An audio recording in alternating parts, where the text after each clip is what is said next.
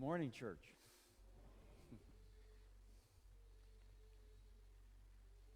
I wanted to ask you a question to get started this morning. When you heard or hear someone say, the leading causes of,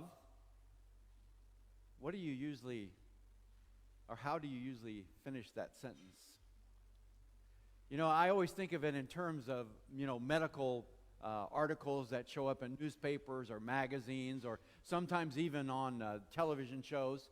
And usually how that phrase usually ends is the leading causes of death, or the leading causes of cancer, or the leading causes of whatever, but it's usually something negative, isn't it? And so you notice this series of lessons is going to be entitled The Leading Causes of Life,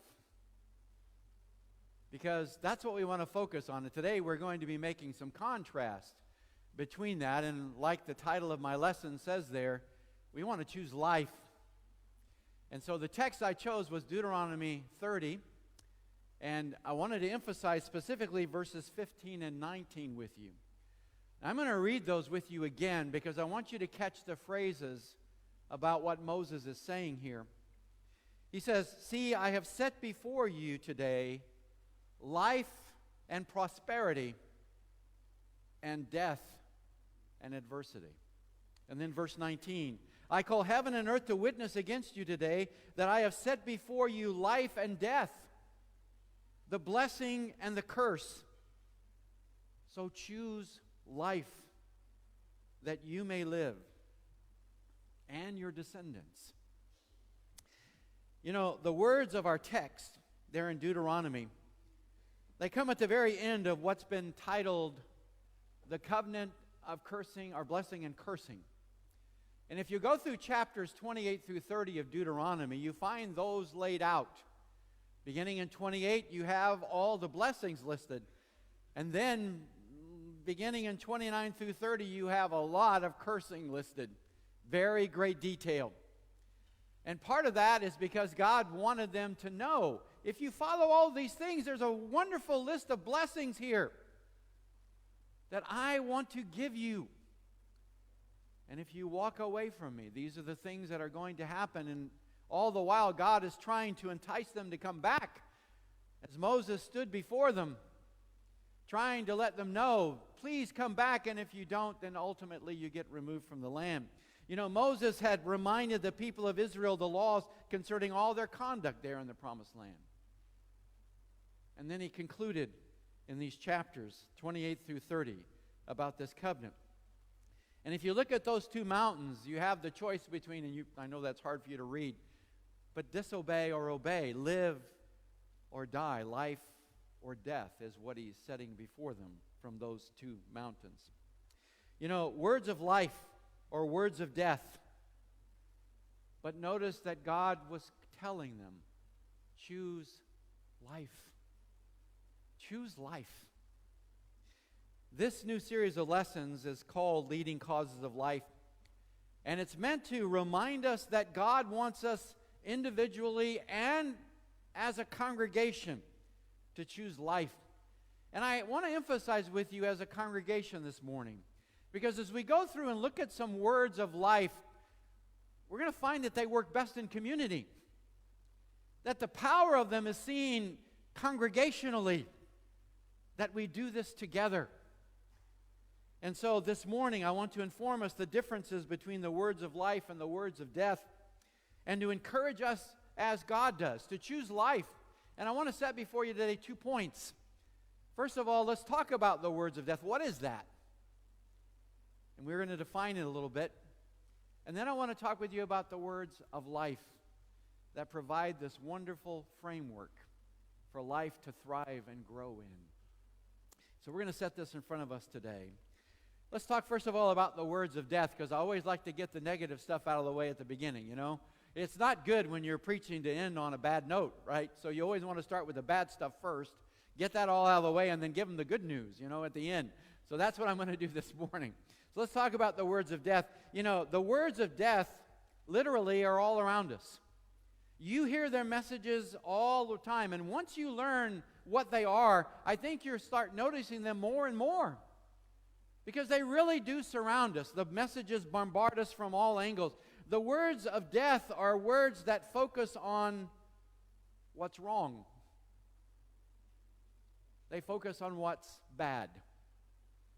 And that's why they're the words of death. And let me give you a few examples. You know, we hear the words of death in the news every day. I mean, there was a saying in the United States that used to be around. I don't know how much journalists use it anymore.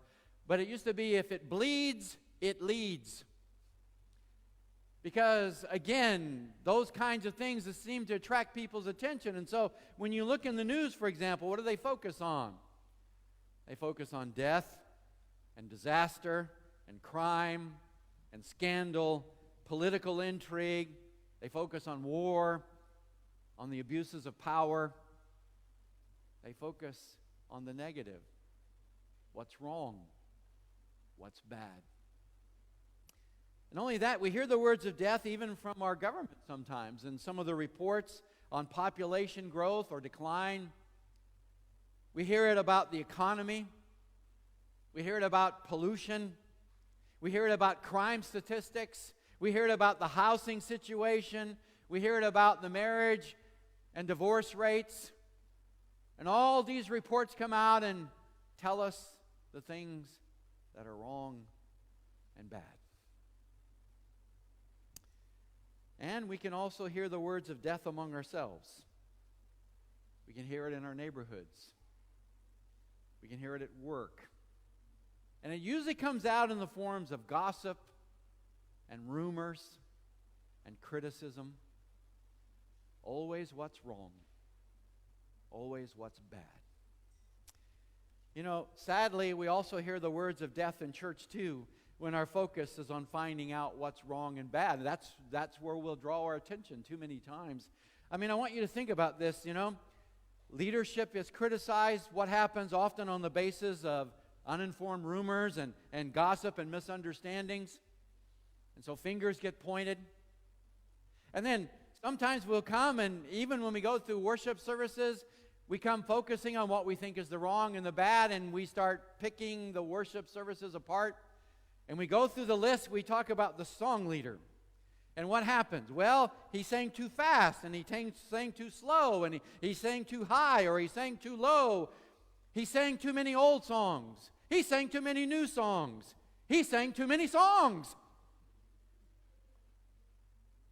And so we'll pick the services apart.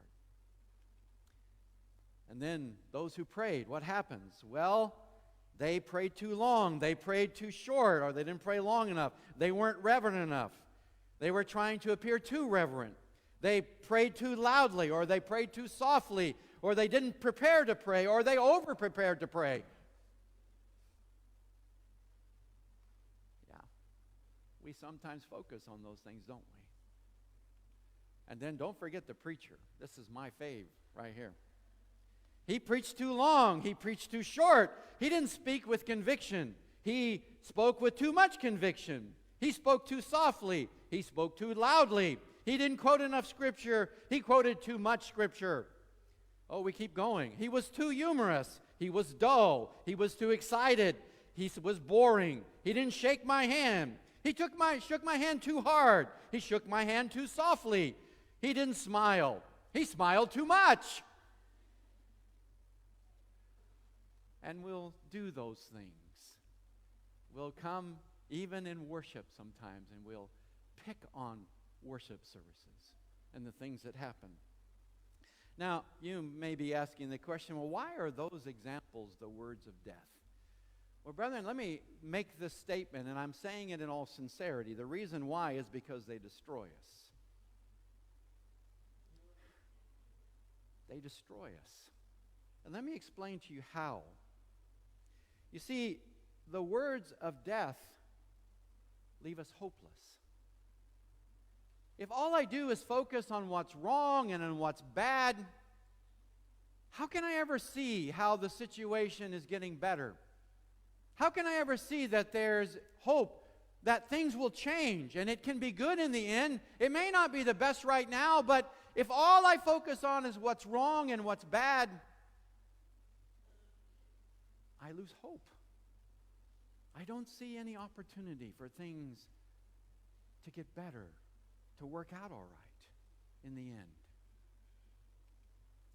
And only that, the words of death offer no solutions, and they don't solve any problems. Have you noticed that when we get into criticizing and trying to find all the things that are wrong and bad, that one of the things that's obviously gets left out of all of it is we never solve the problem. We just kind of focus on the wrong and the bad.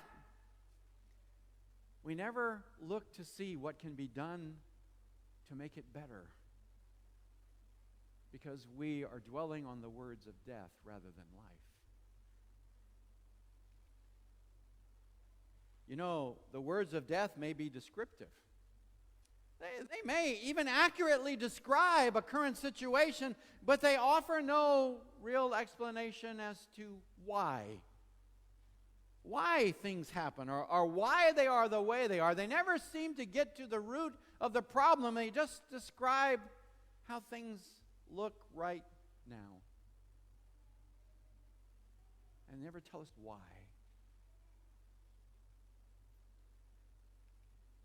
And for Christians, they divide a community and a congregation into subgroups and into partisan camps.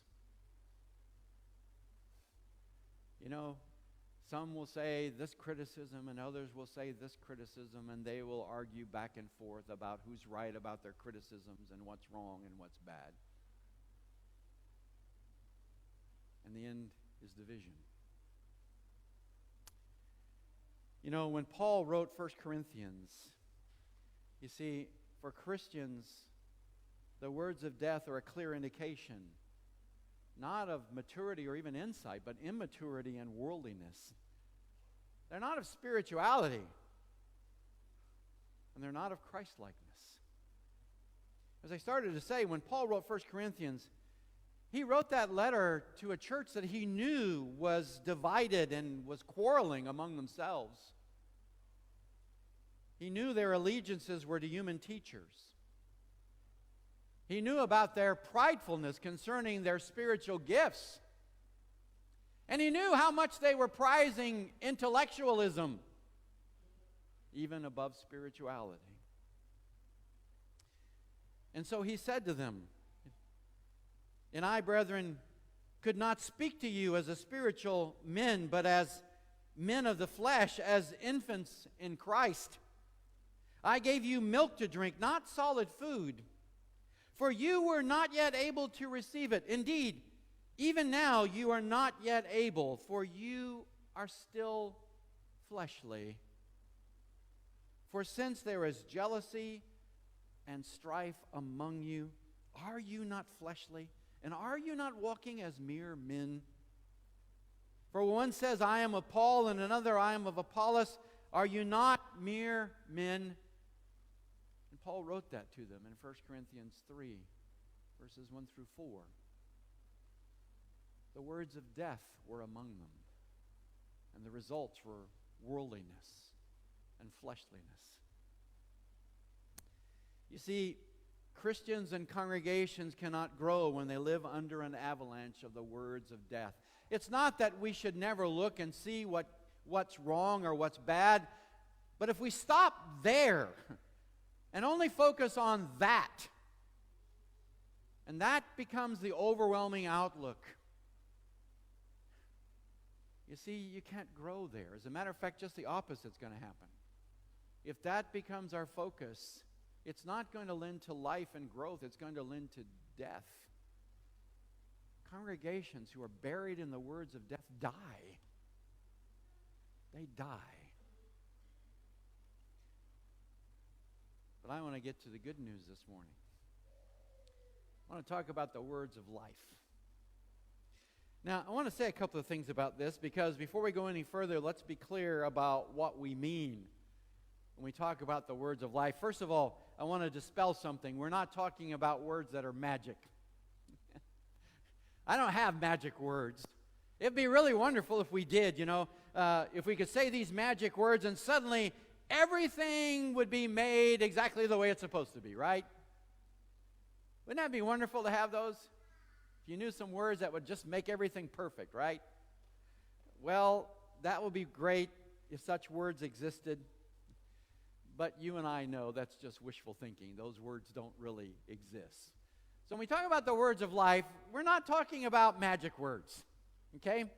No, what we're talking about is this. We're talking about the words of life are really words that provide a framework where life can occur and grow and thrive, and solutions to the problems are found. You see, when these words exist and they provide a framework, they really allow for life to happen. And the beautiful thing is, we're going to use some words that aren't really what we call biblical words, but they're all biblical-based words. And you'll find these words are really throughout the Bible because God intended these words to be around in the Old Testament as well as the New, among the nation of Israel and among the church today. And there are 5 words. They form this. The first word is connection. We might call it fellowship. And that's okay. But we wanted to go a little bit with connection because it also implies the idea of strength and healing. You see, it's not just the fact that we come together, but when we come together, there is a purpose, a function. We give strength and healing to one another through connection, through this fellowship. Another thing is coherence. Why? What's the purpose? Well, ultimately, we want to have a purpose and we want to have a meaning. And we need that. Is it just that we come together on Sunday mornings and we worship and then that's it? It doesn't have anything related to outside of here? Is that a real purpose or meaning? We're just going through the form? No, there's more to it than that. Coherence means our purpose and our meaning. Agency, what we do and what is done through us.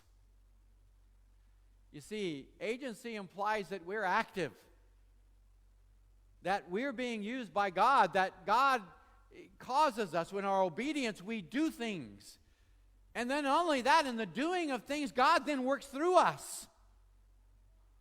And we become agents for God to do that when we respond in obedience. And then there's blessing.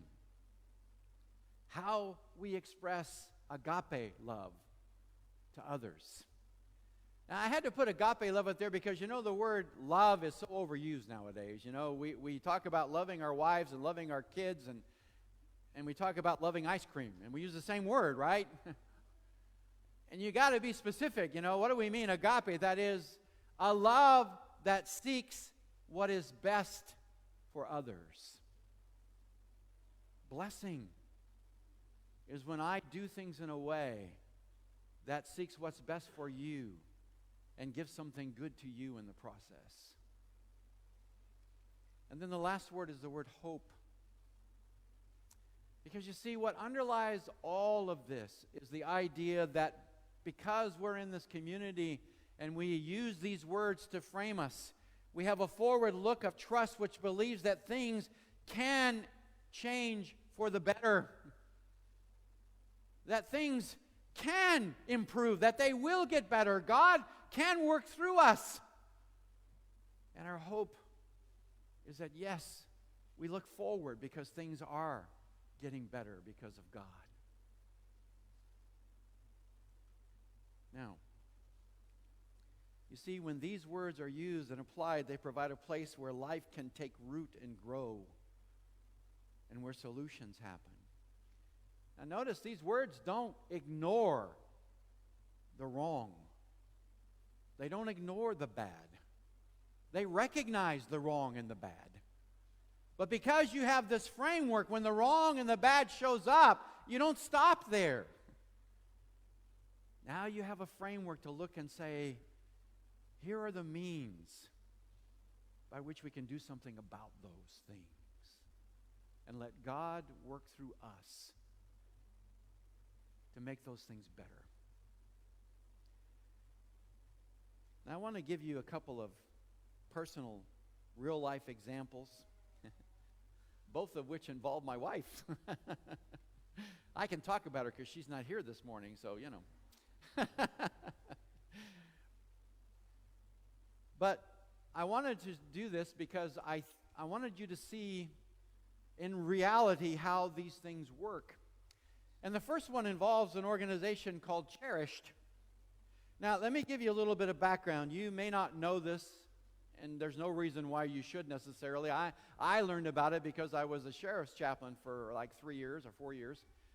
And so I learned about it. But there is a highway that runs from the southern part of California all the way up the coast, or up through Oregon and then into Washington State.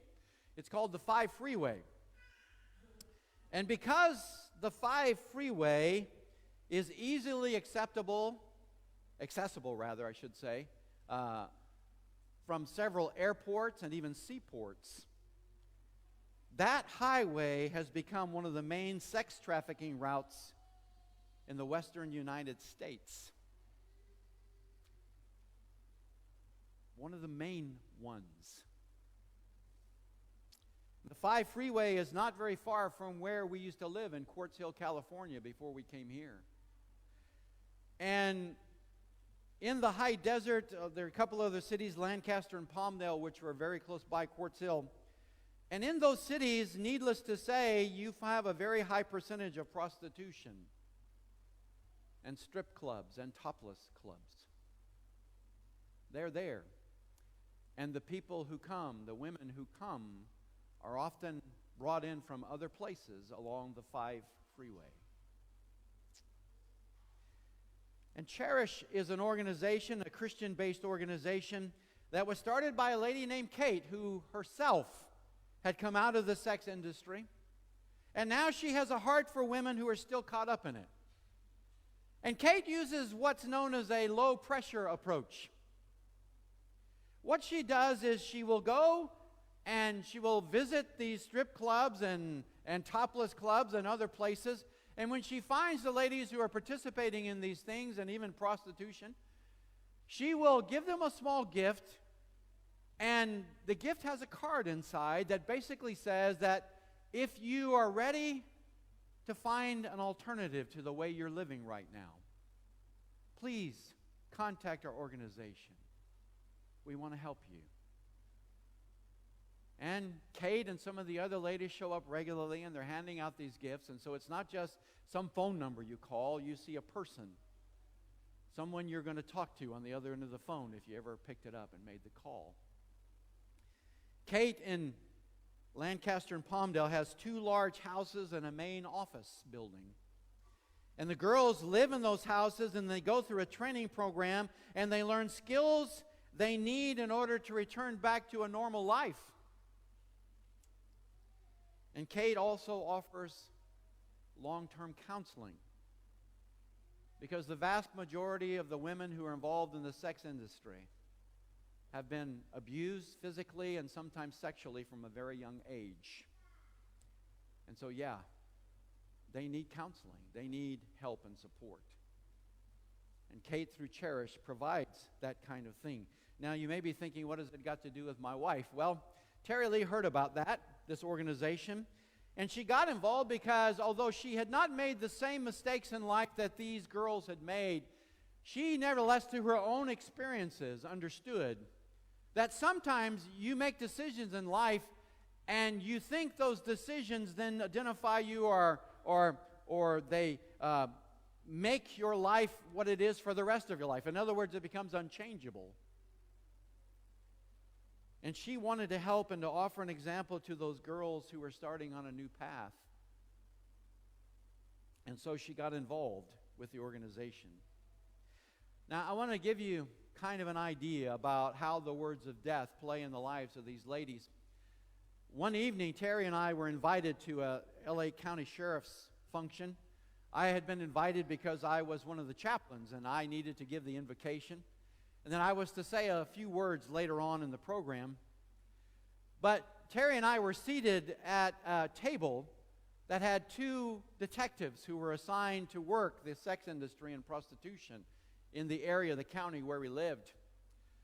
Now, I dealt mainly with sheriff's deputies, those officers who were out on patrol. And so, they kind of keep things compartmentalized. And I didn't know a lot about what was going on in this area of crime prevention and investigation.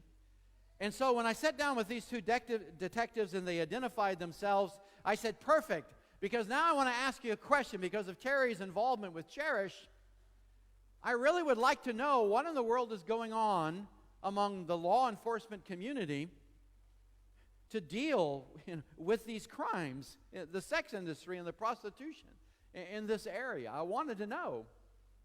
And so we were able to talk for a bit about the statistics and some of the problems involved with catching some of these people who were involved, because they've gotten really clever about how they do business now. And so it's becoming increasingly harder to catch them. But during the course of the conversation, one detective who had arrested a prostitute told the story about how he tried to scare her by telling her the guy she was caught with was wanted for murder and other crimes. In other words, that he was a very, very dangerous man. Now, I want to say this. His intentions were good. He was trying to get her to realize the very real danger of the lifestyle that she was involved in. And believe me, it is very dangerous. But what he was doing was his method was all wrong. Because, yes, he did make her feel bad, but instead of giving her hope, he only made her feel more hopeless and more worthless. Because you see, she didn't believe that she really had much of a choice in her life other than to do the things that she was doing. And so he was only confirming the words of death that she had already believed. And he was adding more words of death. You see, Cherish, on the other hand, practices the words of life. Let me go through this list quickly. You see, through the communal living in these safe homes, the girls are provided with a connection, a place where fellowship occurs, but also strength and healing happens. Through the counseling and the structure and the work skills that the girls learn, coherence is then brought into their life, and they're given a new purpose and a new meaning. That life is not just about the sex industry, that there's more and there are other options. And the girls become agents because they end up supporting the home and they end up supporting each other.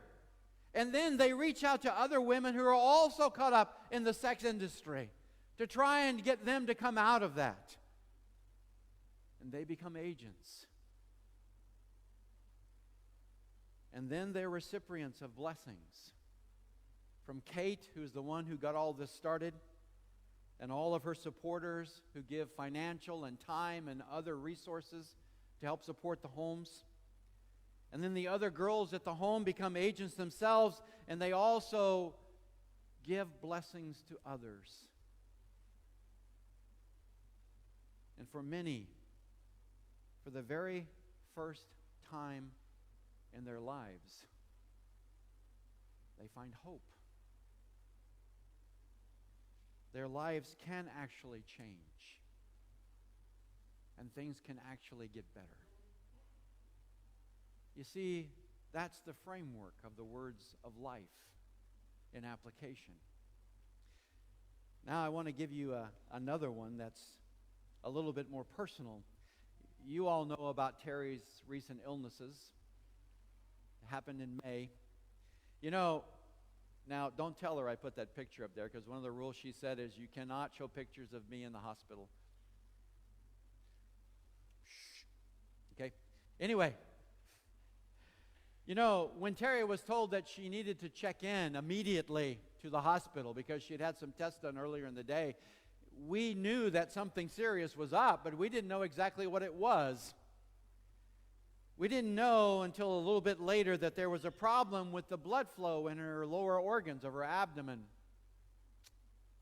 Later on, we would discover that she had a blood clot that really had started restricting the flow in that area. And then we found out that she also had a massive growth on her liver. And that her case was now being reviewed by both the liver and the tumor team there at NUH. And then one day, the chief liver doctor came into the ward with his team, and he introduced himself.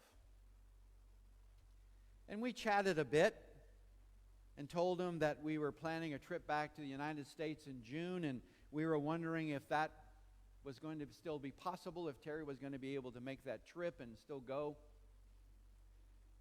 And that's when Dr. Bonney became very serious. And he said that, yes, he recommended that we take the trip and see our family because the growth on Terry's liver was inoperable. And that it had already destroyed one of the main arteries in her liver.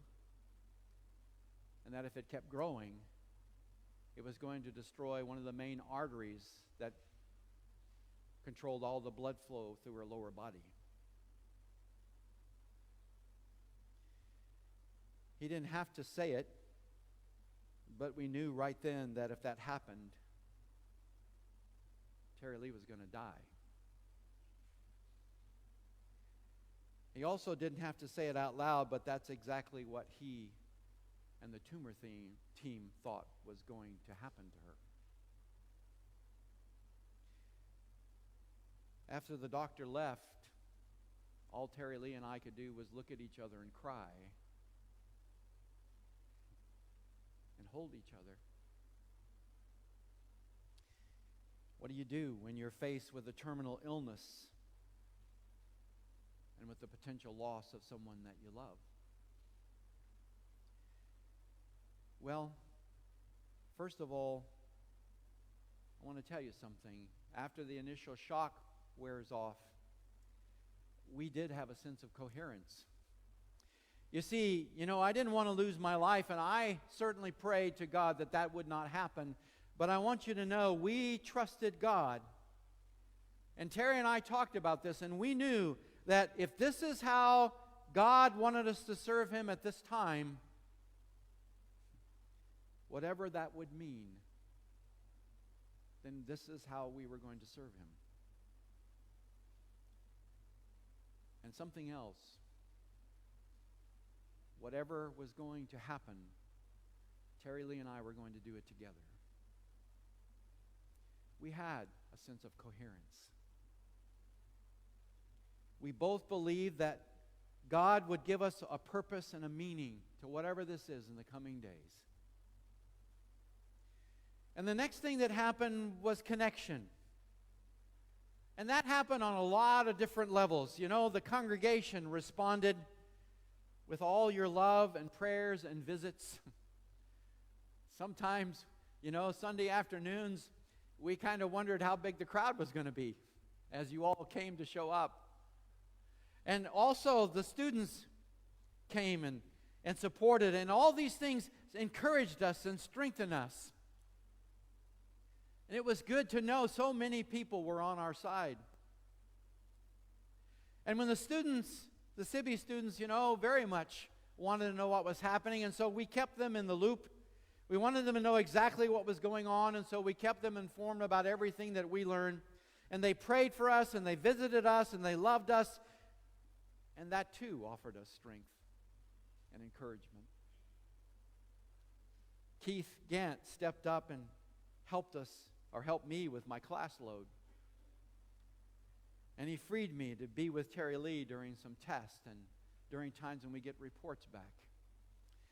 And by the way, Rosie and Buchai, they served as our interpreters because they would interpret all the medical language for us and let us know what it meant in real terms that we could understand.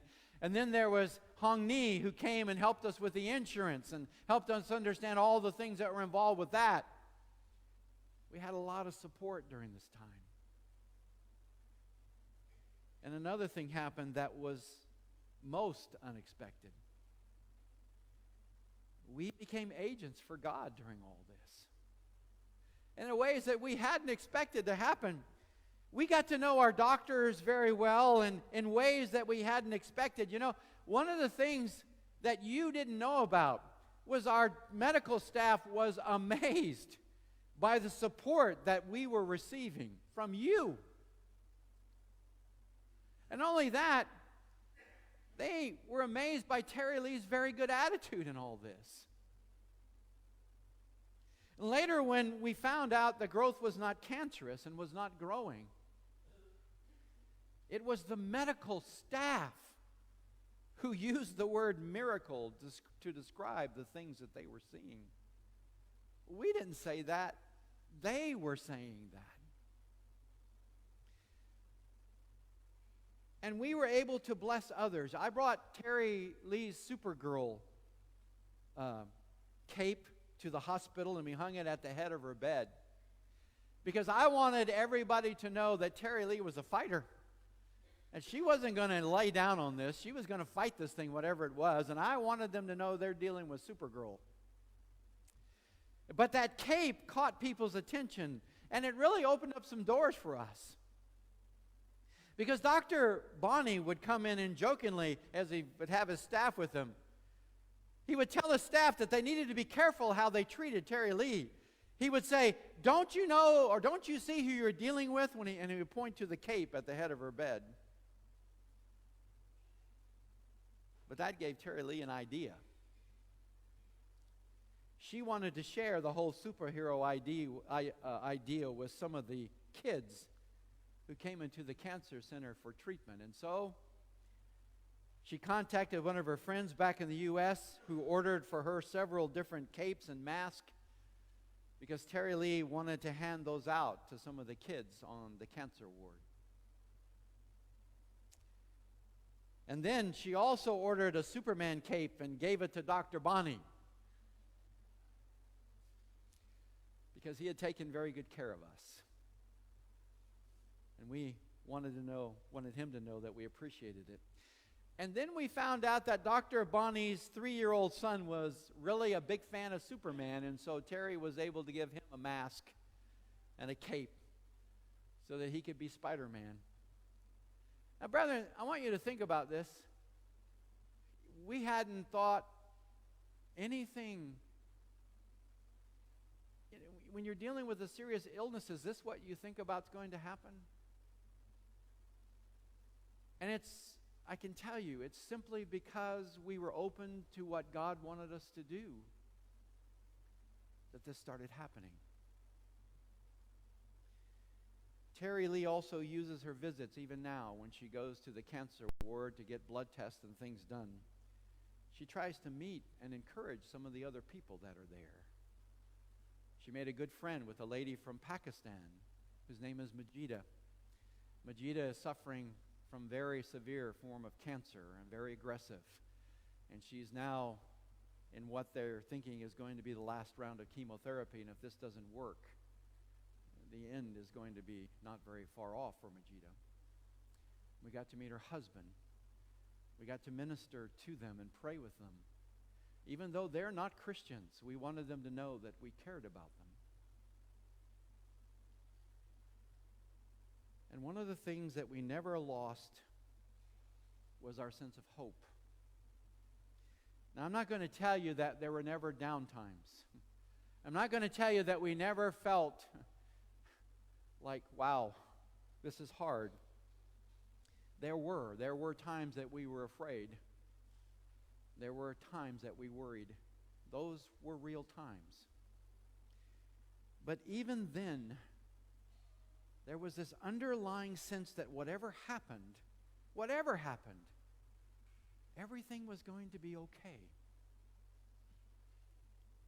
Things were going to turn out okay.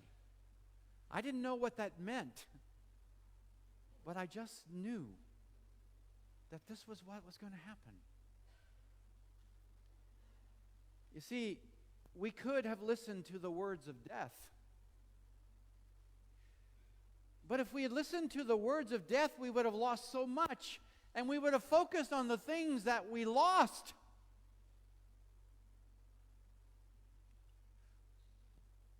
But the words of life gave us more, as they always do. Did you notice something this morning about the words of life? Connection, coherence, agency, blessing, and hope. Those words only work in relationships. They only work in community. They only work, and they work best in a congregation of God's people. The very ones who have the words of life from Jesus himself, who is a life giver. And he lives among us. How much more powerful the words of life are when we live them individually and as a congregation with God's people. Choose life, brethren. Choose life. And this morning, if you are not a Christian, the invitation is yours. Why not choose life today? If you don't know what that means, respond to the invitation. The elders here will meet you up front, and they'll be happy to sit down with you and show you in God's Word how you today can choose life. And you can respond to God's life-giving offer. And if you are a Christian today and maybe you need prayers, maybe you need encouragement, you need strength, that's part of our community. Maybe you need to reframe your life in the words of life. Whatever you need is come together as we stand and sing the song of invitation.